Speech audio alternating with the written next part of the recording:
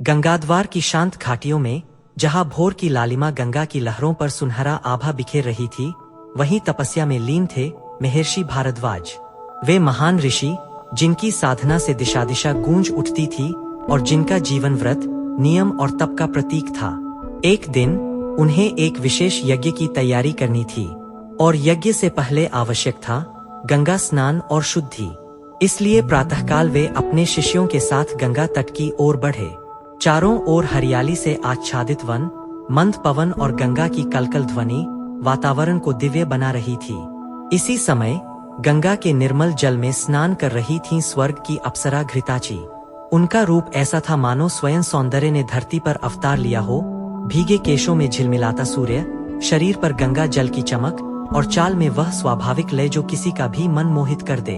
महर्षि भारद्वाज की दृष्टि जब उस अप्सरा पर पड़ी तो एक क्षण के लिए उनके भीतर भी मानव भाव जाग उठा।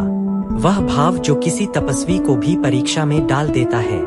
उन्होंने घृताची का स्पर्श नहीं किया, परंतु उनके मन में उठे विकार से उनका वीर्य स्वयं बाहर आ गया।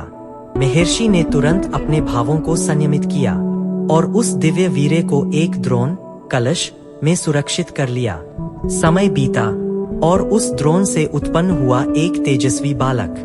उसके मुख पर तप की आभा थी और नेत्रों में ज्ञान की ज्वाला। महर्षि ने प्रेमपूर्वक उसका नाम रखा द्रोण।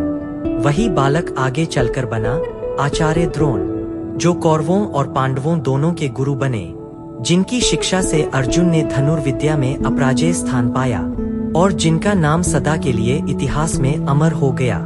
इस प्रकार तप से जन्मा एक ऐसा गुरु जिसने शस्त्र और शास्त्र दोनों में जग को मार्ग दिखाया।